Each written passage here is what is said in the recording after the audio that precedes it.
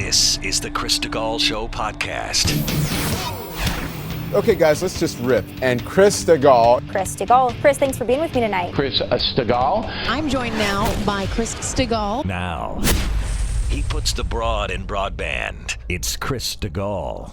The Chris Stigall podcast is presented by usmedicalplan.com. Save big money monthly and get better health coverage at usmedicalplan.com. It's Friday. You made it. It's the 10th day of March, and I thank you so much for downloading the Chris Stigall Show podcast. Coming up today, we'll talk with a New Jersey state senator named Mike Testa. He represents the southern Senate District of New Jersey, one of the southernmost districts in New Jersey, South Jersey.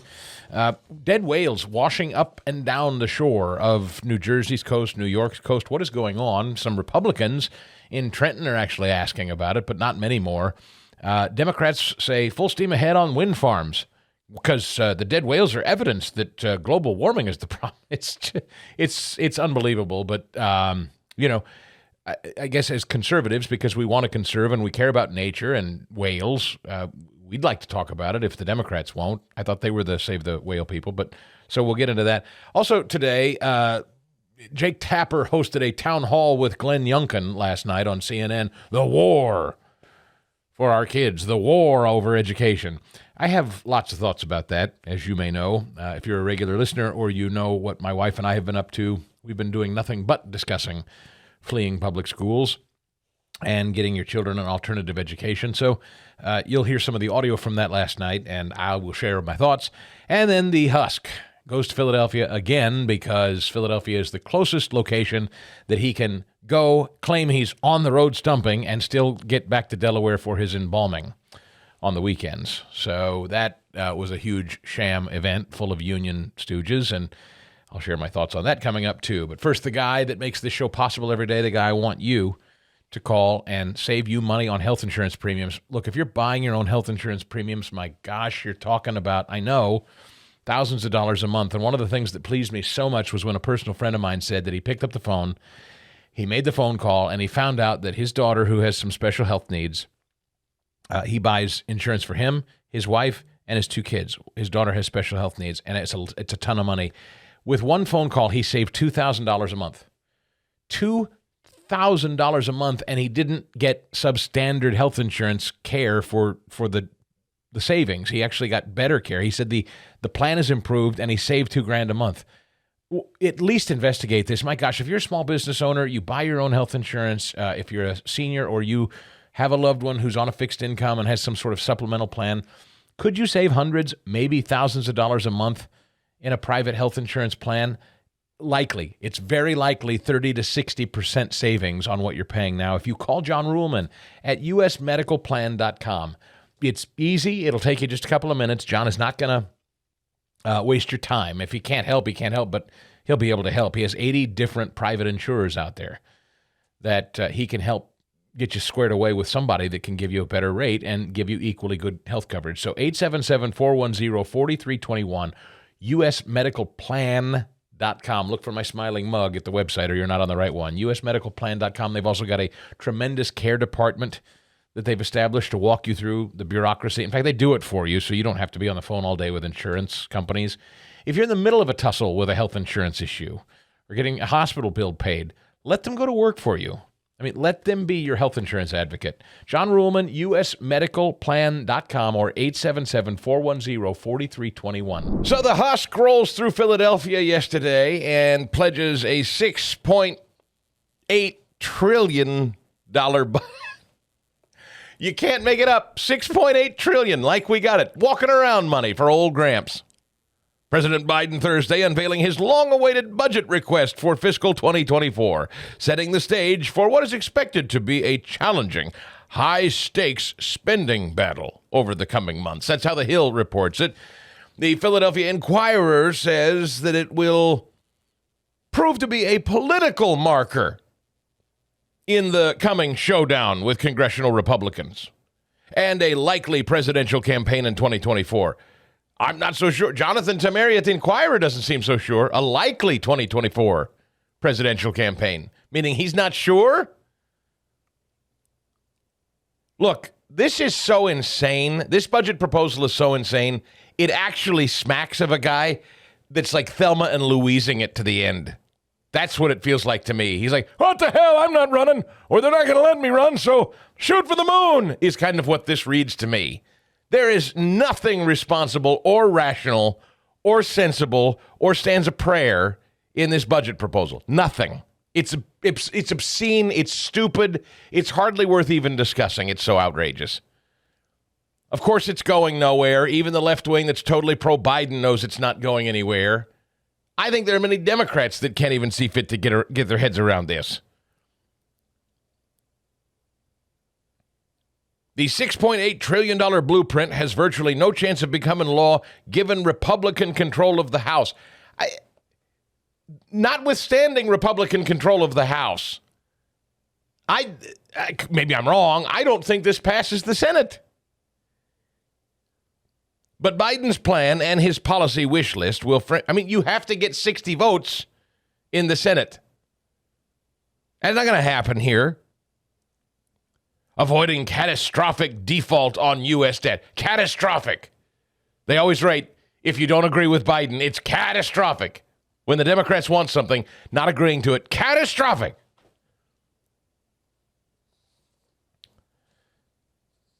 Biden is leaning into long-shot tax hikes. Much of Biden's budget hinges on trillions of dollars worth of proposed tax increases.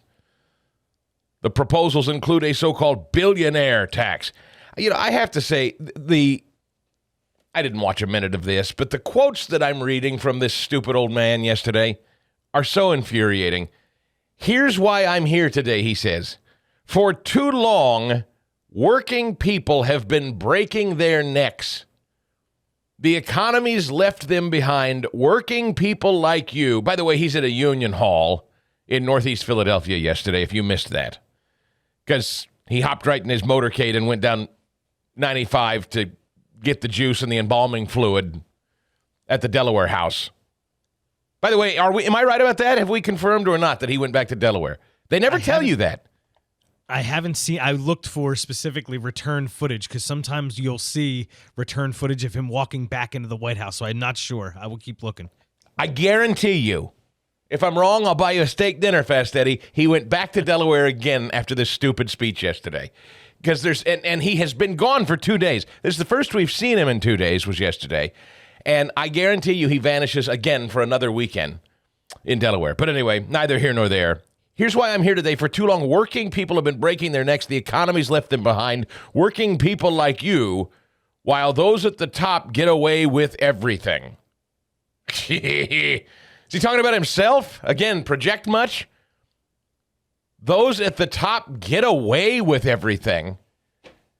Does he not understand that the American public is right now increasing in debt spending like never before in history? I just heard a report before the show began. The American public is amassing more debt than they ever have in history right now. Did you know that? And I can't remember what number it is, and I don't say this to make anybody feel bad because it's tight for everybody, but the report that I heard said less than half of us can weather a $1,000 emergency right now. Less than half of us can, if $1,000 is necessary right now in an emergency, less than half of this country can afford that. People are amassing copious amounts of debt while the Fed continues to raise interest rates on that debt. So borrowing is at a historic high, interest rates on that borrowing at an all-time high. And what causes that? Spending and printing money that we don't have. And what did this stupid old man say to the working class yesterday? I want to spend more, lots more, $6.8 trillion. Every person in that union hall should have gotten up and walked out. This is obscene. While those at the top get away with everything. Yeah, we know. We've been watching. Your son, the multiple raids on your multiple properties where you've stashed multiple classified documents. Yeah, we know. Those at the top are getting away with everything. We're watching. The political nature of his proposal was underscored by the unusual setting in Philadelphia. Unusual? What makes it unusual? It's like stock footage at this point. He maybe was in Northeast Philadelphia in a Union Hall, or it was footage from 2 years ago when he went 300 times before that. I'm not even sure he was alive and really there. You could just put this tape in and replay it. Re-rack the tape from 2 years ago, boys. They'll buy it. Joe Biden, in a stump speech in Philadelphia Union Hall, said he wants to spend more money. You could play this thing in time memoriam till he's dead. You'd believe it was something he said yesterday. Unusual background. What's unusual about this? Nothing. It's totally predictable. Instead of a staged launch at the White House, marked by fact sheet and chart, Biden visited a pivotal city in a critical swing state. Oh, so now Pennsylvania's a swing state again, is it? So this was a big political strategy. Biden came to Philadelphia to talk to the working man because Philadelphia's on the bubble. Never sure where Philadelphia's going to go come presidential election time. We still writing this crap? This is sort of insulting to thinking people. Even Democrats have got to be laughing, right? In Northeast Philadelphia, an area known for its robust union presence, by the way, every working union man and woman by a lot doesn't vote for Joe Biden. I mean, just so everyone knows, and check the polling on it to know that I'm not making this up. Working men and women of trade unions do not vote for this Husk, do not vote for the Democrat Party, and they know the Democrat Party sold them out. Union labor is being completely destroyed and undercut by the Democrat Party. The free flow of illegal labor coming across our southern border alone undercuts union tradespeople across the board, and they all know it. They all know it. They're not stupid. Union people are not stupid people. You may disagree with their politics, but they're not dumb. Biden's cozy relationship with China, everything we're doing in the green movement that's supposedly all for union jobs and the working man, it's all being made in China. Union people know, they know where their work comes from, and they know what's an assault on their work. And there are two major things that are assault on union work in this country, in no particular order. The southern border being wide open and China. And Joe Biden is disgustingly inept and in bed in both situations, in bed with China and asleep at the switch or willfully allowing the southern border to be wide open. I would bet, I haven't seen a recent poll, but I would bet most of the people that felt forced or compelled to be at this Biden speech yesterday voted for Donald Trump. I'd bet you. They'll never say it, but I'll bet they did. And I'll bet if you watched footage from it or listened to it, I bet there wasn't a lot of hooping and hollering. Maybe from the big union fat cats on the front row. I mean, these people, from what I'm told, I've never been in a union, but from what I'm told, they feel compelled to show up at these things and put on the shirt or hold the sign and cheer because they're being watched like, the warden watches the prison guards while they're out the warden watches the prisoners while they're out in the yard. That's my understanding of the union labor relationship. Like all the union goons, the shop guy, the guys that are checking the boxes, making sure, where's Smith today? Why isn't he at the rally? Where are you? Put on your shirt. These guys have to do it. They have no choice. So they're basically political prisoners. They're hostages. Said another way, do you think Joe Biden could get a crowd to pitch his $6.8 trillion budget anywhere else but a union hall yesterday? No. This is a captive audience. Seriously, where could Biden draw a crowd for something like this? But a forced union setting. Maybe a college? Maybe. That's a big if. Berkeley? UC Berkeley? Right, probably. maybe. Yeah, but he doesn't travel that far west. That's 2 time zones away. He couldn't handle that. Right. No, this is like it's a Hollywood stage. Is all it is. It's like no, I'm not going to say it. Don't say it, Stigall. Don't be petty. It's Friday. Get out of the. I was going to take a shot at a colleague's new studio audience. It just has that vibe of just total phoniness. Nothing organic about it at all. Despite being a White House event, the president's speech had many of the trappings of a campaign stop. It wasn't a White House speech. What does that even mean? Whatever. Biden spoke on the floor of a large training hall with union members standing on scaffolding above, waving small American flags that they most certainly were not given or placed on the scaffolding to wave. How organic! Rosie the Riveter up there on the scaffolding waving the flag like he's Roosevelt. Shut up. This is so phony. Do any of you union people feel like whores ever when you're forced to show up at these things? Seriously, do you just feel like paid prostitutes? I put on my word. Biden is for unions, glowing green shirt, and wave the flag from the rafters. No, nobody believes any of you. You look like morons, and we all know that you're paid political whores. So the sooner that you just kind of own it and say aloud you're not participating in this anymore, the better off we all are. This is beneath you. This is beneath you, union people. You work too hard. You have families. I assume you have respect in your communities. Please stop being used as political whores by Democrats. Please stop your union goon pimps staging you around a union hall like you're excited about the 800-year-old Husk who doesn't know where he is. This is beneath human dignity at this point, okay?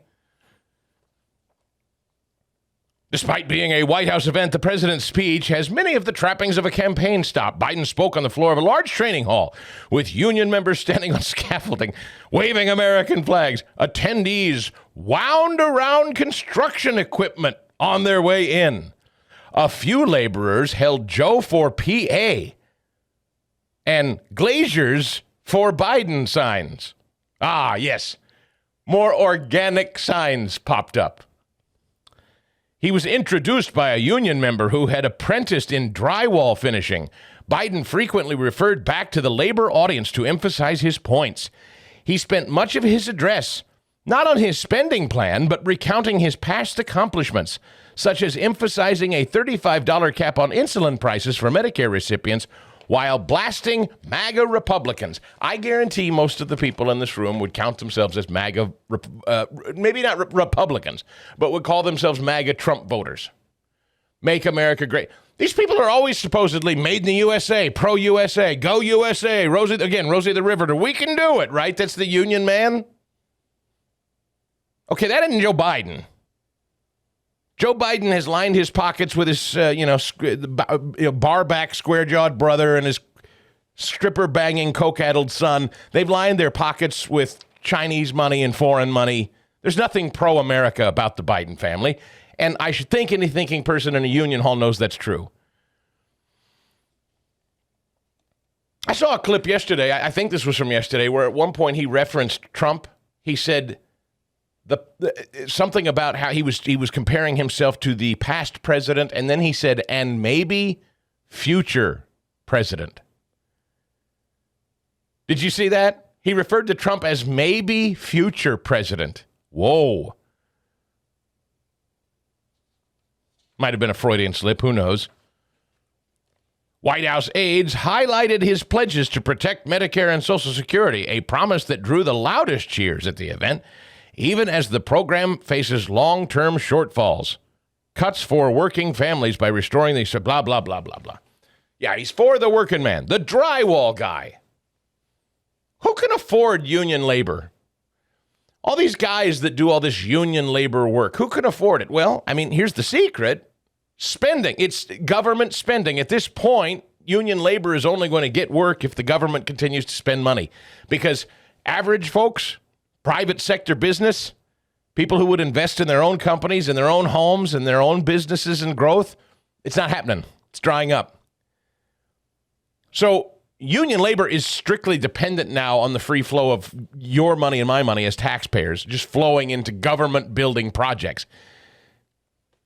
Because I don't know many people that are just awash in cash and making, disposable income to the extent that they can now invest in their own homes, build new homes. I told you the other day, I got a friend who pours foundations. He's in foundation, for homes. He said, Chris, it's slowing down. My work is noticeably slowing down. The housing market and building is slowing down. Everybody knows it. You feel it. Groceries are still a fortune. Gas is still too high. There's a guy out there now. I'm not into hysterics here because I don't know. I don't have all my facts, nor am I a market analyst or expert. But there are people out there now predicting major market crashes soon, like in the next 60 days. Read that yesterday. I don't know if you saw it or not. A couple of guys out there saying that the stock market could just free fall crash in the next 60 days. I don't know that that's going to happen. I'm just saying there are people that are in the investment space that are predicting that now, that something violent is coming soon. So where will Rosie the Riveter hanging from the rafters waving her flag going to be tomorrow when that happens? God forbid that happens. Where's the working man going to be then? Hoping for a handout from Joe, I guess, because nobody else is going to have the capital to spend to hire these people. The working man. I don't know, folks. It's just insulting. When I know probably most of the people, according to stats, at least half of that audience he was speaking to is living on credit cards and can't afford a $1,000 emergency. Yay! More spending that drove us to this reckless place.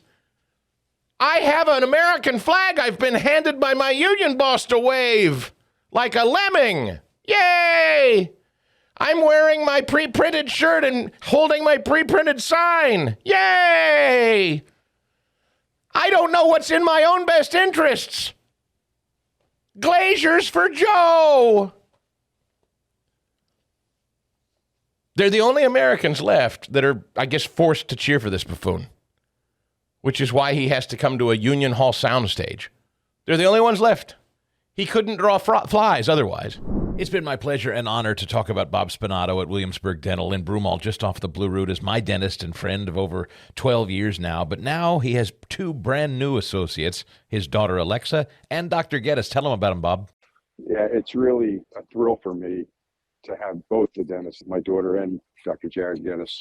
One of the things that I love about them both is when they don't have a patient in their chair, they're in my room watching what I do and trying to learn from me. And we hear enough about the new generation and they think they know everything and they don't want to work. And I've got two dentists who are really, really want to learn and really, really willing to work hard. And I enjoy learning from them. They brought some new skills and some new technologies to our office that will be great benefits to our patients. And so, if anything, I think that having them both there is going to expand and lengthen my career as opposed to shorten my career. Pick up the phone or go online, make that appointment, 610-353-2700 or williamsburg-dental.com. Let's pivot to the Twitter hearings yesterday. Matt Taibbi, former Rolling Stone journalist, now a member of Elon Musk's Twitter file team, along with Michael Schellenberger. This was extraordinary. The harassment from these members of Congress, these Democrats, who are completely incurious about what the likes of Barry Weiss, Schellenberger, and Taibbi have uncovered, not asking any of those questions, just simply harassing the journalists themselves, harassing them, suggesting that they're bad people, badgering them to get to reveal their sources. Here's a particular exchange from someone called Stacy Plaskett. She's a Democrat from Texas, peppering Taibbi, demanding he hand over. What did you know and when did you know? Who are you talking to anyway? Listen to this exchange. Approach you about writing the Twitter files. Again, Congresswoman, that would... I just need a date, sir. But I can't give it to you, unfortunately, because this is a question of sourcing, and I don't give up. I'm a journalist. I don't reveal my sources. It's a question of chronology. No, that's a question because of sourcing. Because you earlier said that someone had sent you through the internet some message about whether or not you would be interested in some information. Yes, and I refer to that person as a source. So you're not going to tell us when Musk first approached you? Again, Congressman, you're asking me you're asking a journalist to reveal a source. So then you consider Mr. Musk to be the direct source of all this? No, now you're trying to get me to say that he is the source. I Well, just can't answer either your is or question. he isn't. If you're telling me you can't answer because it's your source, well, then that the only logical conclusion is that he is, in fact, your source. Well, you're free to conclude that. Well, sir, I just don't understand. You can't have it both ways, but let's move on because no, he can. He's a journalist. No, he can't, because either Musk is the source and he can't talk about it, or Musk is not the source. And if Musk is not the source, then he can discuss. No one has yielded. The gentlelady's out of order. You don't get to speak. She's out of order because not he's recognized. The interrupted. gentlelady's not recognized. You're not recognized.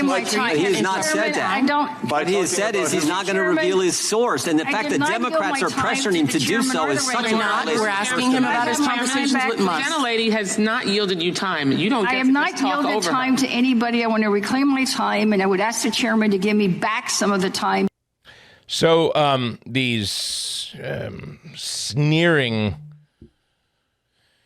members of Congress, Sylvia Garcia, is who that was from Texas. Stacey Plaskett is, she's the ranking member on this committee. She's the one thumping her chest. And here's what she says to Matt Taibbi, number 93. Ranking Member Plaskett. He responds, sorry. I've won the National Magazine Award, the I.F. Stone Award for Independent Journalism, and I've written 10 books, including 4 New York Times bestsellers. Okay, sorry. That was in response to her calling him a so-called journalist. So the point of this, and really the news of this yesterday, is that Democrats were assailing the character of the people testifying. They're not journalists, and they'd better hand over their sources, and they'd better talk about what they knew and when they knew it. Dan Goldman, Democrat, New York, got in on the action. Number 95. Twitter. And even with Twitter, you cannot find actual evidence of any direct government censorship of any lawful speech. And when I say lawful, I mean non-criminal speech, because plenty of speech is non-criminal. I'll give you one. Gentleman's time to expire. I'd ask unanimous consent to enter into the record the following email from Clark Humphrey, Executive Office of the Presidency, White House Office, January 23rd, 2021. That's the Biden administration, 4:39 a.m. Hey, folks. This goes to Twitter. Hey, folks, wanted to use the term they used the term Mr. Goldman just used. Wanted to flag the below tweet, and I'm wondering if we can get moving on the process for having it removed ASAP. Boom. That is. Could you read the below tweet? And then if we can keep an eye out for tweets that fall in this same genre, that would be great. This is a tweet on the very issue that Thomas can you just, brought. For the fullness of the record, can you read because I've not seen this. Can you read the tweet that it's referencing? I don't have the tweet here with me, but the gentleman's point was, tell us, you said no time did government try to tell Twitter to explicitly remove something. And no, I said explicitly remove lawful speech. Lawful speech. We're going to conflate. The First Amendment is not absolute. Twitter, this is something from Robert Kennedy Jr. But for the record, I assume that's lawful speech. As a point of order, Mr. Chair. Because Robert Kennedy Jr. said it? That's why it's lawful speech. Just a minute, Mr. Goldman. All I'm saying is you said at no time did the government explicitly say to take a tweet down. Here we have it, right here from the White House. They couldn't even wait 2 days. 2 days into this administration. So you get it. I mean, this loathsome little monster, Dan Goldman, the First Amendment is not absolute. What? So he's now not even arguing that there was coordination between the government and Twitter. He's not even arguing that point. He's now arguing, well, was it speech that should have been taken down? So he's actually ceding the point. What, Jim Jordan, he's trying to kind of litigate the case, and I appreciate that. But in doing so, what Dan Goldman is actually admitting is that he's perfectly comfortable with the government working with Twitter to take speech down because the First Amendment is not absolute. That's really quite something. He's moved past the the truth, they've been caught red-handed, that the government has been coordinating with a social media company to take information down. He's not even arguing the point anymore. He's saying they had every right to. The First Amendment's not absolute. Is it speech that should have come down? And he said, well, I don't have the tweet. It's a tweet from Robert Kennedy. Well, did Robert Kennedy deserve to be censored? Is Dan Goldman's argument. The answer should always be no, I would think. I mean, unless Robert Kennedy Jr. said something like, I want to murder somebody, and here's how I'm going to do it, or, I don't know, was putting up pornography or some outrageous charge, which I sincerely doubt. I don't follow Robert F. Kennedy, but I would sincerely doubt that he ever tweeted anything like that. So in what fanciful circumstance would Representative Goldman think anything Robert Kennedy Jr. tweets should be taken down and censored? But he's perfectly okay with it.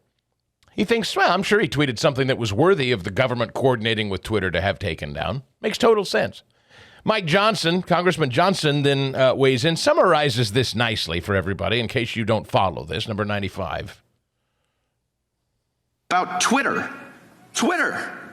And even with Twitter, you cannot find actual evidence of any direct government censorship of any lawful speech. And when I say lawful, I mean non-criminal. Sorry, I have 295 files or a couple of key facts. People will hear a lot of things today, but this is what they need to know. The federal government, from Democrat members of Congress to intelligence agencies, including the FBI, used Twitter and other social media companies to censor Americans' speech. If the alarm bells are not going off, then you're not paying attention. Over the past 3 years, documents show, they prove what you guys have uncovered here, is there's communication between Twitter and the FBI. It was constant, it was pervasive. Twitter was basically an FBI subsidiary before Elon Musk took it over. The Twitter files revealed that by 2020, Twitter was engaged in open information sharing with the intelligence community, and now we know there were many intelligence agencies apparently involved in this. The FBI pressured Twitter to act on election-related tweets leading up to the 2022 election. Of course, they did it in 2020 as well, and Twitter dutifully censored content as a result. Twitter executives restricted accounts. They censored speech that conflicted with the left's narrative. Twitter has used its internal tools to control and manipulate speech considered misinformation, and who was determining that? It was the government bureaucrats.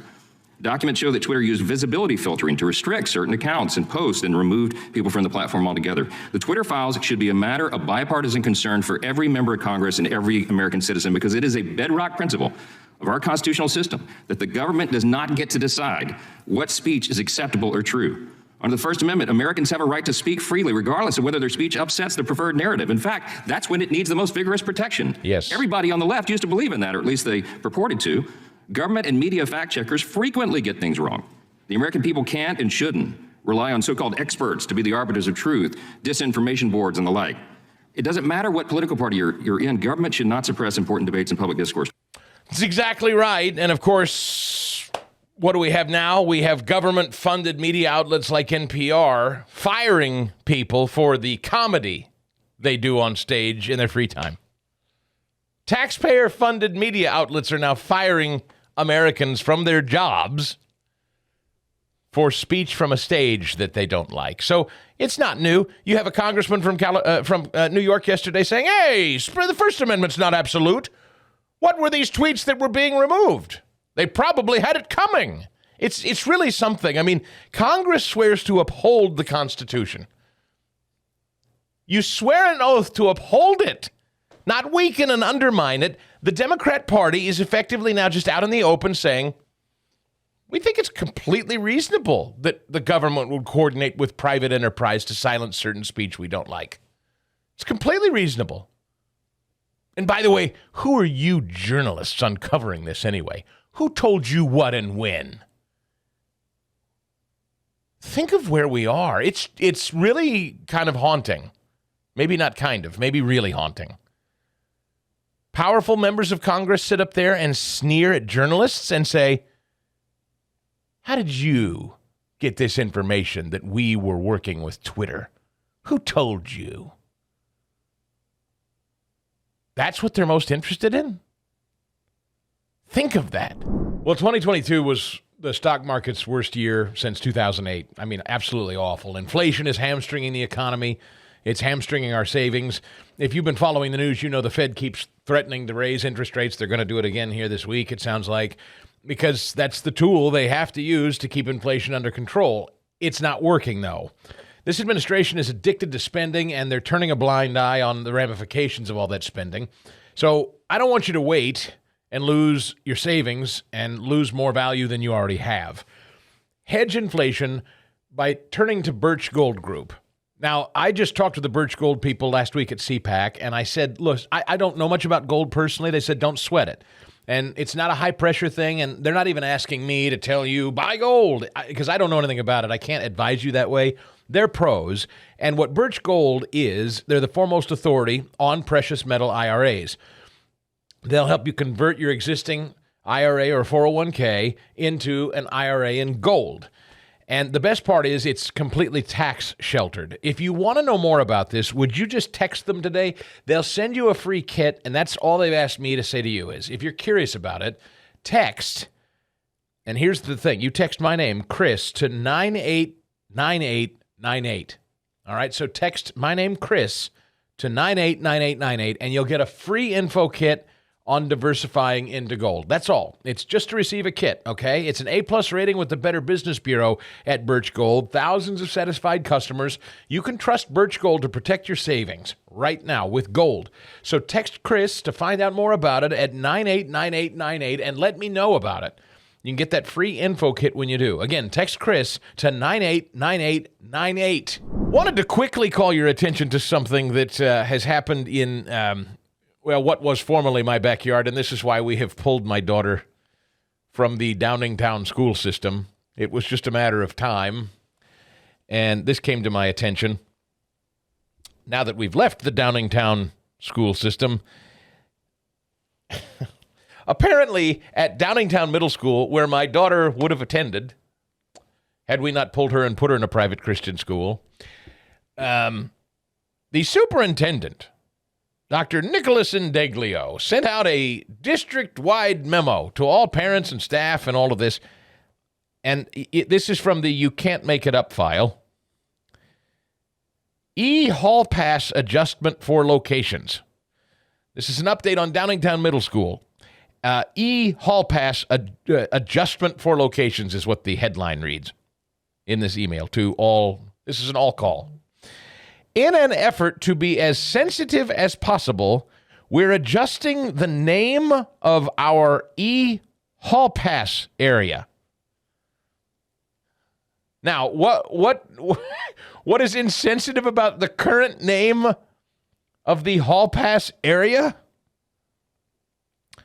Well, it's named after the school colors, blue and white. And they're not offended about blue, Fast Eddie. They're not incensed for the what's the movie? What's that what are the blue people? I don't know the Blue Man Group. Yeah, well, no, yeah, it's not a Blue Man Group. It's not a microaggression to Blue Man Group. Smurfs. What's the name of the water world people? The guy that made Titanic, the guy that's won Oscars for the Avatar. Yeah. Yeah. It's not anti-Avatar. Our original intent was to use our school colors, blue and white, along with our high school colors. We're now going to use silver instead of white. We're now going to use silver instead of white in an effort to be as sensitive as possible. So the Downingtown School District's school superintendent has said that the colors of the district, blue and white, and the use of white as a designation in any way is insensitive. Fast Eddie. Chris, I don't even know how someone like that or a collection of people even get there. I have no idea how they even arrive at that. Folks, these are the people running your schools. This is what public school has become, and this is why my wife and I are so committed to warning you that if you think it's fine, it's not happening in my school, yes, it is. And I don't care where you live. I don't care what county you live. I don't care how rural your situation is. This insanity, this poison, this nonsense is going to, if it hasn't already, and likely it already has, infect your kid's public school. And you have a decision to make. Is this worth the school football team? Is this worth the cheerleading squad? I saw CNN with this tease yesterday that they were going to have a special town hall with Virginia's Governor Glenn Youngkin, and it was called The War Over Education. And I just said to myself, the name of the special already implies what it's going to be. a fight. They want to bring Governor Youngkin in and fight with him, and they're going to stack the audience in a town hall hosted by Jake Tapper, and they're going to stack the whole thing with hostile union teacher goon Democrats who are going to do nothing but ask a bunch of loaded, hyperbolic, nonsense questions and try to fight with Glenn Youngkin over social issues. And I say to myself, look, this is tough for me because it's something that took me time to come to. And I understand that maybe many of you who are parents in this audience aren't there yet. I respect that. So I'm mindful when I say this, and I try to say this without judgment or sanctimony. But if you think that this is a fight as opposed to a one-sided decision that only you as a parent can make, then that's part of the problem. These people are not engaged in a fight with you over the education of your children. I reject the premise of it. Does that make sense? War over our kids' education. I'm not in a war. I won. I'm the parent. I kicked anybody's ass that wants it, my kid, and I will continue to. And I've made the decision to remove my children and put them in an environment that I approve of. There is no war. There is no opposing side to me. I win. Got it? So I don't accept war. The term implies there are two sides battling. I don't battle. I don't participate. I control the direction and education of my children, and so do you for yours. And anybody that suggests that they're going to offer a opposing point of view, they think your children are their property for which they can over which they can war. I mean, let me ask you something, Fast Eddie. You have a small son, a young son that's not in school yet. Is there a war over the future for your son? Are you warring with someone else out there over the future for your son? No, not at the moment. Yeah, I mean, I didn't know that there was a war over your child ever. Who are we warring with? I mean, yes, there's a war in the sense that culturally there are a lot of people that would like at your kids. As the motto above my daughter's Christian school says, the people who want our children the most will get them. And that's an important motto that everyone should know. Who wants it your children the most? You? Or the vultures out there that want to pump them full of things like critical race theory and gender dysphoria? I think we see how aggressive the secular left has moved to take advantage of your children's young, impressionable minds. We've seen what they're doing. They want it bad. The American political left in this country wants it our children. They want division in our homes, and they want to pump your impressionable children full of this rot, because that's how they can keep a foothold and control over this country in the long term. They're done with you. You're an old head. Your ship has sailed. There's no winning arguments with you. They want your kids. So is it a war in that sense? Yeah, I guess in the sense that they're predators. And what do you do with predators? You eliminate the threat. And that's what I've chosen to do for my family. I've eliminated the threat. I've removed my child from a cancerous, toxic public education system, and that is not to say, again, I have to say, it does not mean that everyone who teaches, I have many friends who teach who are very, very good people and conservatives to boot, and they just want to go to school and teach. They're not radical wackos, but unfortunately, I don't know, to say that is to say prisons are full of nonviolent felons too, and then there are murderers. And so, I mean, I can't make a distinction. I can't walk into a federal prison and go, well, you're not as bad a felon as that guy down the, it's like, I'm sorry, but it's a cesspool. So it's hard to cherry pick when you're talking about my child. It's also important to note, Chris, that you may be a teacher and not on board with any of this. All it takes is one person to ruin that in your school, to ruin the curriculum. Like, all it takes is a very small number of people to change what you're doing. Yeah, I mean, and look, I also respect the fact that teachers are drawing pensions. A lot of you are career people who have, 10, 15 years away from retirement, and you're like, I'm too far in now. I don't want to give up the sweet teacher retirement. Everybody says, oh, teachers don't make anything. True, but they have the sweetest retirement plan out there, period. Sorry.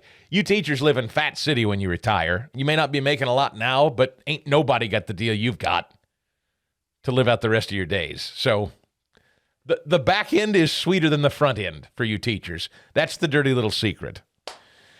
But anyway, I digress. Not here to debate teachers and teaching. I am here to discuss this notion, though, that your kids are public commodities over which the American left has a stake and a foothold, and they can war with you over them. No, they don't get to war with you. You get to decide.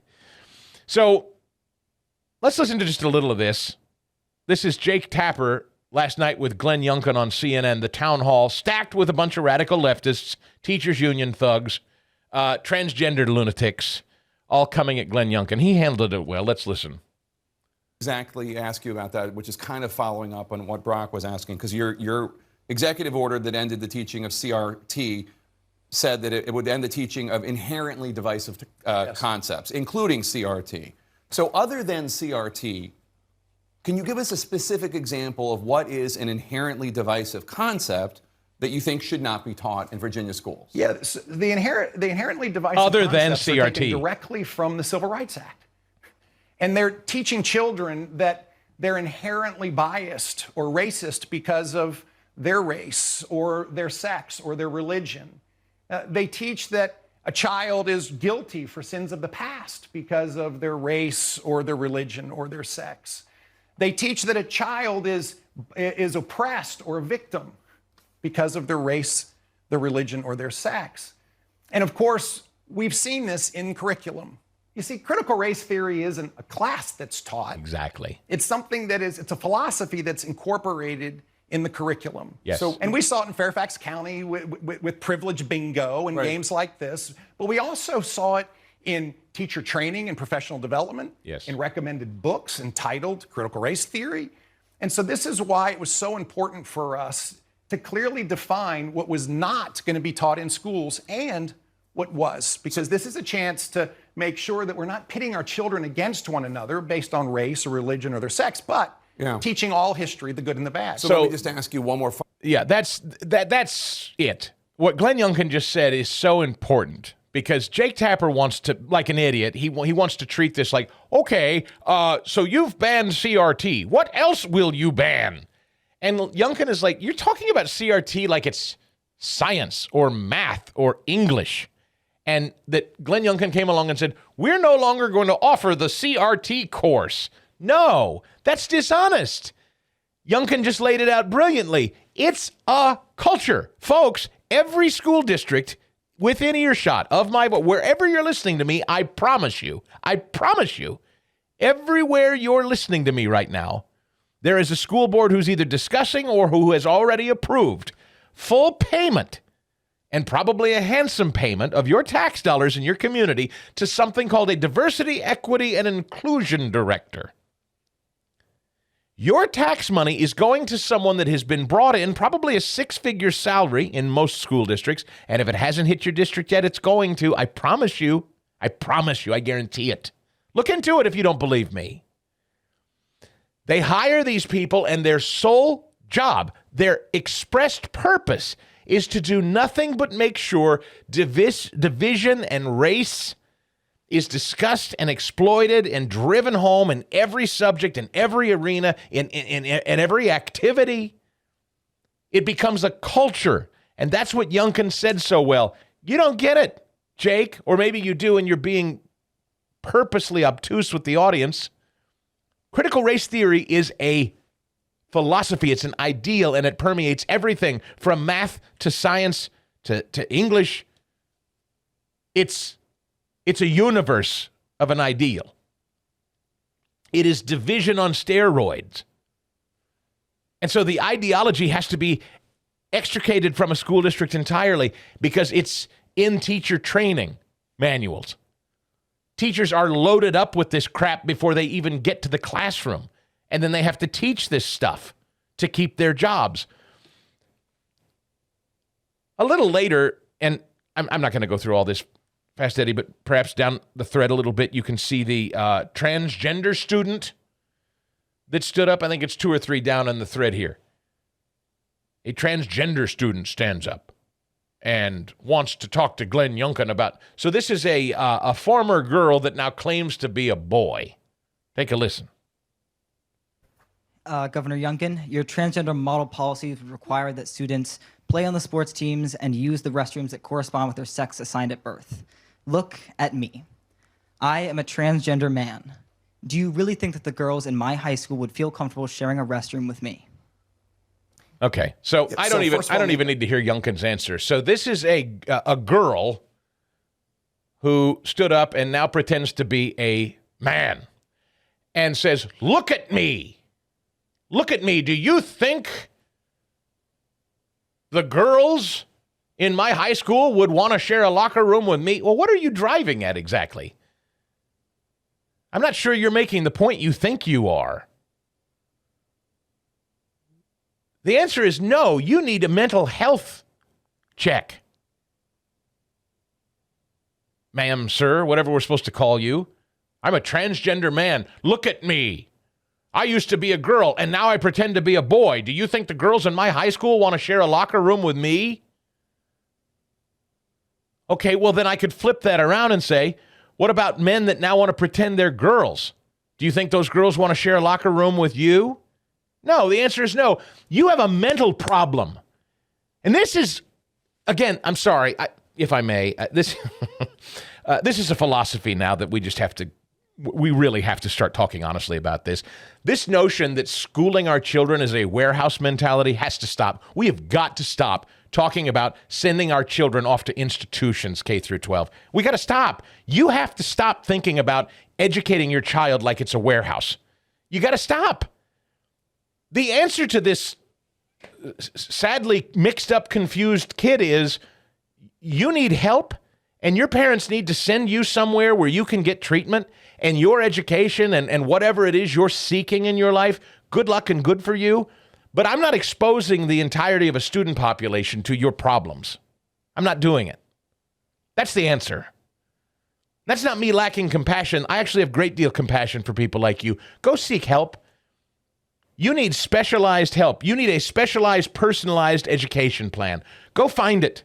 And God bless America. And that's my point. That's my point for your child and for mine. No longer must we treat our children like cattle and run them through the cattle chutes of public education and expose them to these lunatics and these radicals and these race-hustling sickos. It's got to stop.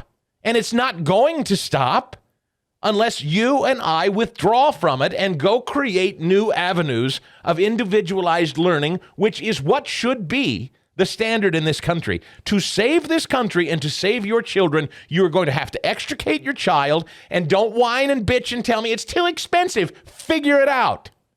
Figure it out. Your children and their future is too important to subject them to this hatred and division and this sexuality lunacy. You've got to save your children. The only way we save this country is to save our children from it. And to just keep belly aching, it's too hard, it's too expensive. Well, I'm sorry. Welcome to being a parent. Is it worth it or not? Is it worth driving out of your way a little bit? Is it worth paying a couple bucks more? Is it worth taking on a second job? Is it worth considering homeschooling? Is it worth getting together with other parents who share your values and creating a homeschool pod? There are too many options that exist to continue to subject our children to this lunatic fringe crap. They're not going to stop. They want your children. And I would just say to you respectfully, if you're whining it's too expensive or it's too hard or it's too inconvenient to take your kid out of this to save them from it, they want your children more than you do. Sorry. Is that insensitive? Got to say it. The left wants your children more than you if the only response to all of this is it's too expensive and too inconvenient to find alternatives for my kids' education.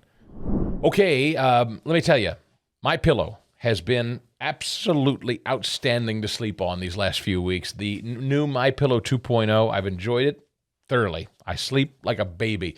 Between the Giza Dream Sheets I'm sleeping on, the MyPillow body pillow that I keep tucked in between my knees and on my arm every night, between that and the MyPillow 2.0, this brilliant new pillow with the heat-dissipating fabric that keeps the pillow smooth and cool to the touch the whole night, Tremendous. I love it. Even Dean now loves his MyPillow dog bed so much, he spends most of his time sleeping on it in the office. You go to mypillow.com today, and you use my name, Chris Podcast. That's the promo code, Chris Podcast. When you do that, you save up to 66% on everything on the website, whether it's the slippers or the towels or the pillows or the anything. But on the pillow specifically, the MyPillow 2.0, you'll get a free MyPillow 2.0 when you order one if you use my name, Chris Podcast, as the promo code. So you can call them, you can go online. Either way, use the name Chris Podcast, and know this, that everything you buy at mypillow.com comes with a 60-day money-back guarantee and a 10-year warranty. These are American-made products, every bit of it, American-made. And they are proud of what they stand behind as a product, and I can tell you they're really well-made quality products. So look, are they the cheapest products? Of course they're not. People get mad sometimes because they think the price point is a little higher. I understand. I mean, like, no pressure. I'm not telling you got to go buy it, but I'm just telling you, you get what you pay for. So MyPillow products are really high quality, and they're made here in the country, and they're guaranteed to last. So, you know, you can buy something cheaper that'll fall apart on you, and you'll have to buy it again and spend equal amounts of money, or buy a really quality American-made product right now at mypillow.com and save using my name, Chris Podcast, or call MyPillow today if you'd rather. 800-932-5056. 800-932-5056. There's an enemy for sure. There's an enemy when it comes to your children and their education. Yes, there is an enemy prowling around out there. But you have the choice as to whether or not you want to engage in a war with that enemy. This is the only war you don't have to fight. It's the only war in history you can walk away and never fire a shot. You can win the war by refusing to participate with the enemy, or you can hand your children over to the enemy. That's the decision before us. And I hear these people, I hear our side say so often, well, we've just got to get in there and reform the public schools. No, we need to stop thinking that public education works. We need to stop that. That needs to end. This thinking that our children are barnyard animals that should be warehoused in education, that doesn't work. It never worked. There was a time perhaps when most teachers and administrators and communities were all rowing in the same direction and shared the same values. That ship has long since sailed. But as a concept, it's never worked. Your child, like you, you're individuals, and you have individualized needs. Warehousing our children and handing them over to perfect strangers with radical ideologies, that is seeding a war that you don't have to fight. We spend more time researching automobiles we buy than the schools we put our kids in. It needs to stop if we have any chance to save the country. One parent's opinion. All right, off the soapbox. Mike Testa is New Jersey's 1st District State Senator, and with the whales washing ashore, is there, and this is a sincere question, like beyond even party, is there a sincere discussion at all inside the Capitol building amongst politicians about what the hell is going on? Why are there so many just even if you don't want to assign it anything, isn't it something that you would think assemblymen in and senators in New Jersey would all kind of go, this seems problematic, just as a baseline of discussion, Mike? One would think so, but absolutely not, because it doesn't fit the narrative that they're pushing, that we need to electrify the state of New Jersey pursuant to Governor Murphy's energy disaster plan, as I've called it, by 2035. What I find really interesting is I represent a very unique district in the state of New Jersey. We rely heavily on our fisheries, the folks who harvest scallops and oysters from those very beds where these wind farms are going to be placed. And nobody's thinking about the potential impact to those industries. And last I checked, none of those boats and ships that they use even have an electrical alternative yet. They're all diesel-powered engines. So how is that industry going to work if the entire state of New Jersey needs to be electrified? Never mind the fact that our energy portfolio in the state of New Jersey is 50% natural gas, 40% nuclear energy, which is very, very clean energy, and 10% other. But apparently, in the next 12 years or so, we're supposed to have 100% green energy. It's an impossibility. It's pie in the sky, but they're racing towards this end because that's what they've told every New Jerseyan where we need to be, and they have to accept it. And if they don't like it, just like what Governor Phil Murphy once said before, if taxes are your issue, then New Jersey is probably not your state. Then if green energy initiatives are not, are not your issue, then you should probably move, I guess. I mean, it's really just radicalism at its worst, and they are ignoring the science. And I have to say this, New Jersey Republicans and Republicans across the nation constantly accused of not following the science. We're not even saying completely stop this forever. We want to pause and actually analyze what's happening to these humpback whales that are washing ashore in record number. I've lived in New Jersey 46 years near the shore. My first job ever was as a member of the Wildwood Beach Patrol. I've never seen anything like this in my entire life. And the media is not covering it. Nobody's really asking any questions. But I do have to tip my hat to Congressman Jefferson Van Drew. He's actually having a full-blown congressional hearing in Cape May County a week from yesterday, so 6 days from now. Good. I think people need to tune in and make their voices heard and show their concern. And again, we are the ones that actually want to follow the science and protect the environment. There's been that shift, as you said at the opening of my spot here. It's really interesting that the left doesn't seem to be all that concerned. No, the party of science. Whales are suddenly dying, supposedly due to global warming, but the new wind farm construction they're devoted to means nothing at all. They're not even curious about it. And by the way, has the sea started to cook dramatically in the last 2 months? I mean, we're now approaching, double-digit whale carcasses in the last 3 months? Is that right? That is correct if you include New York and New Jersey.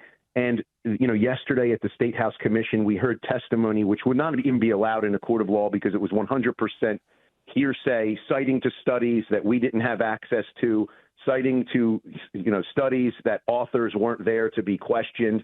And, it's very interesting. They have all of these studies that are talking about whale deaths since 2016 when there was an initial spike allegedly in whale deaths. And, I made the comment that, Philip Morris used to have some studies that showed that smoking wasn't bad for you. Right. Right? Yeah, we've gone from save the whales to save the wind farms in record speed, Mike. It's pretty amazing. It's amazing. It's hypocritical. It's really disturbing because, and I said this, we only have one chance to get this project really right or really, really wrong. And if it's really, really wrong, it's going to have everlasting effects on our ecosystem, on our fishing industries. I mean, commercial fishing is a huge industry in Cape May County. One of my constituents, they process about 1,000 pounds of menhaden a day. Think about that. Wow. I mean, I'm sorry, 1 million pounds of menhaden a day, not 1,000, 1 million pounds of menhaden a day. That's, it's mind-boggling when you think about it. And I think it's also about 400 to 500,000 pounds of squid a day from the same facility.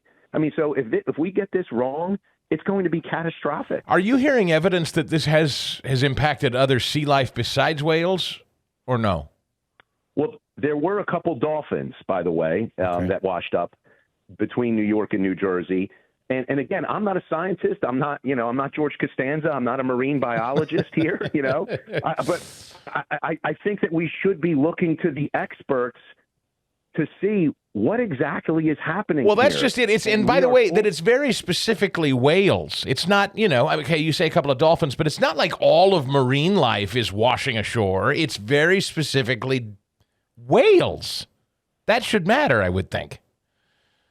I would think so too, and it's humpback whales specifically. Yes. At least the large majority of them have been humpback whales. So again, I think we need to find out what is happening. Again, I heard some testimony yesterday that menhaden are now, because of the warmer waters, are coming closer to shore, which means that the whales who feed on them are coming closer to shore.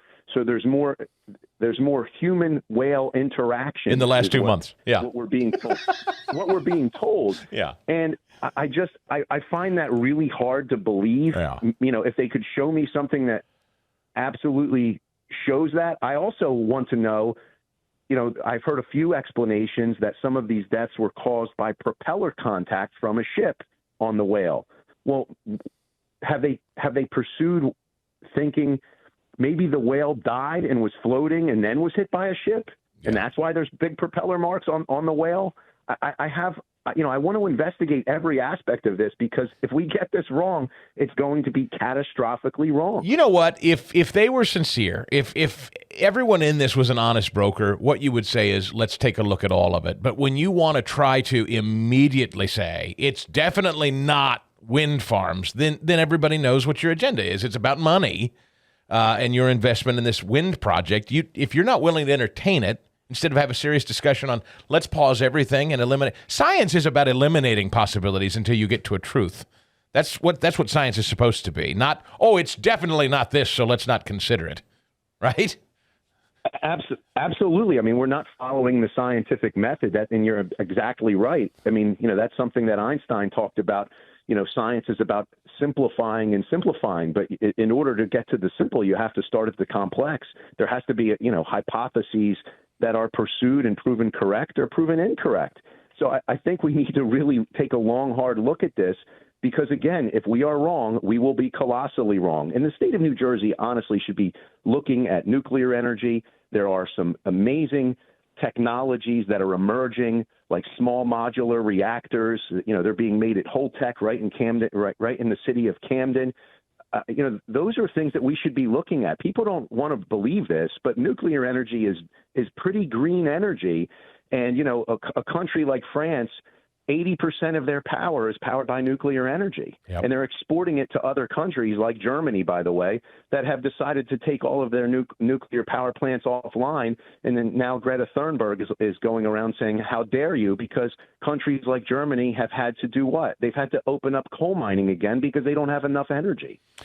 So the official word from Democrats, Phil Murphy and the Democrats who control Trenton, is what? Full steam ahead? We're not going to talk about wind farms. We don't, the whales are dying, but it's because we're not moving fast enough on wind farms? Is that their official take? It certainly appears that way. Okay. That was Senator Smith yesterday in the State House Commission, is saying that we've really screwed up our country and our ecosystem so much that we need to rush forward with this. Now, I also want to say what was unprecedented. There was a law that was passed that essentially did away with home rule. So the city of Ocean City really doesn't have a whole lot of say, and it gives eminent domain powers to a foreign corporation.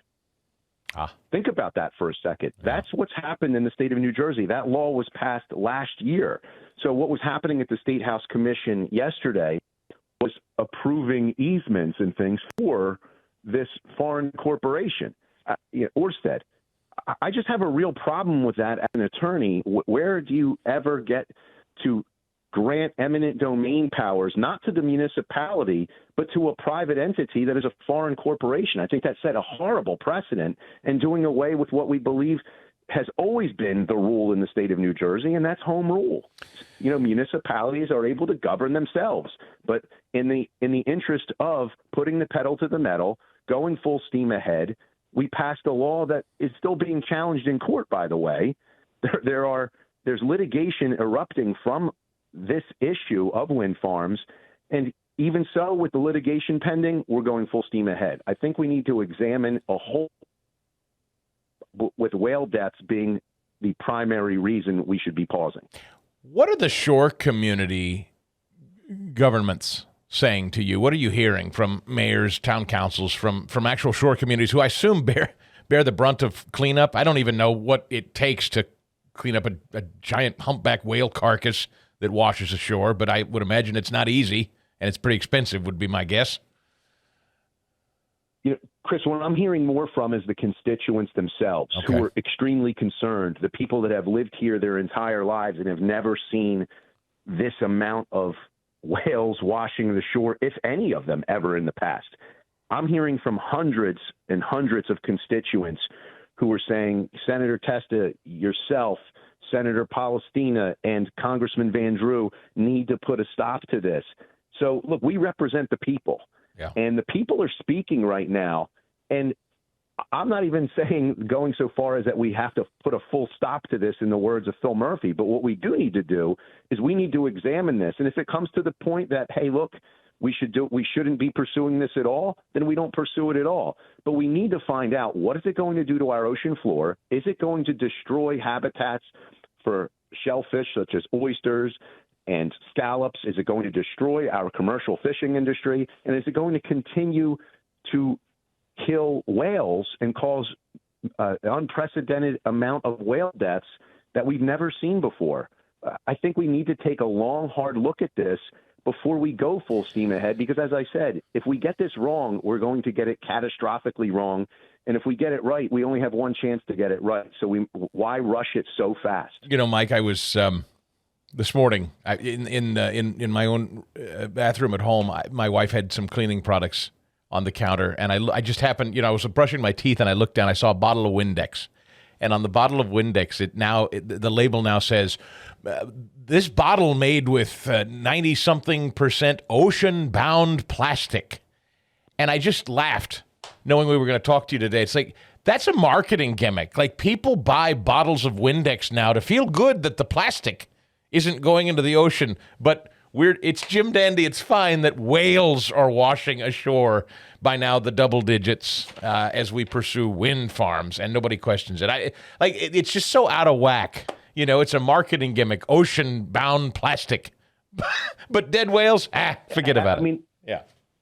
Chris, doesn't it sound sort of like a Simpsons episode, right? I mean, like where there's C. Montgomery Burns is doing something to cause whales to wash up, and it's, nothing to see here, Smithers, right? Yes. I mean, it's like it's like the monorail episode from years ago or something. Yeah.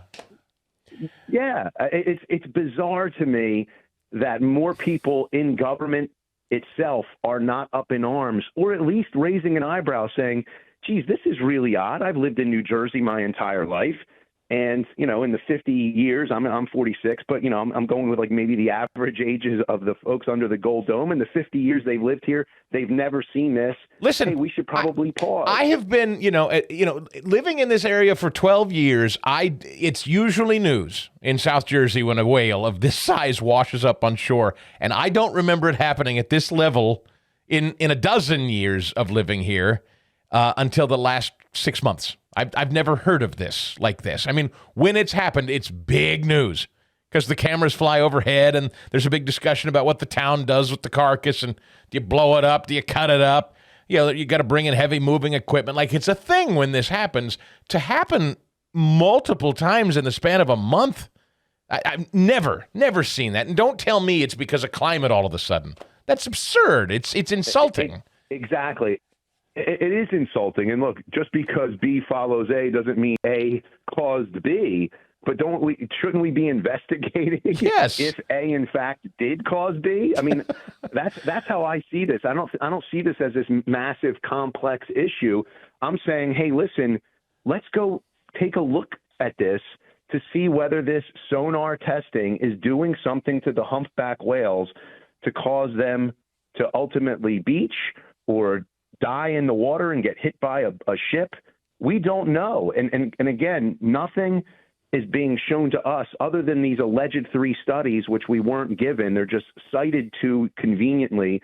And by the way, the testimony yesterday was limited to 3 minutes per person. Yeah. I mean, this deserves a lot more than 3 minutes to investigate an issue that can have far-reaching consequences that could damage our coastline forever. You've got some pretty connected folks tied to this wind farm project in New Jersey that are getting pretty rich off of it, aren't you?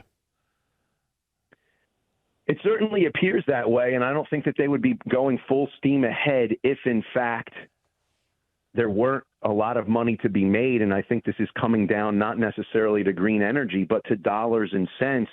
Because we do know this about wind energy, the return on investment for the billions of dollars being spent versus the amount of energy it's going to produce is not all that much.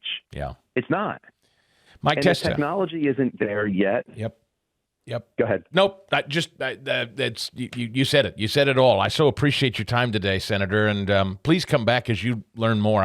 We'll watch Congressman Van Drew, who we've had on the show as well. So glad he's bringing federal attention to it too. So I hope you can get answers. I would hope and would think that everyone who has a stupid bottle on their counter of Windex today that says they're concerned about ocean-bound plastic, I would hope everybody would stop for a minute and go, why are whales washing up on our shore? I would hope, but.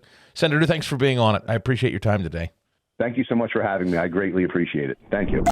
The Chris Stigall Show podcast.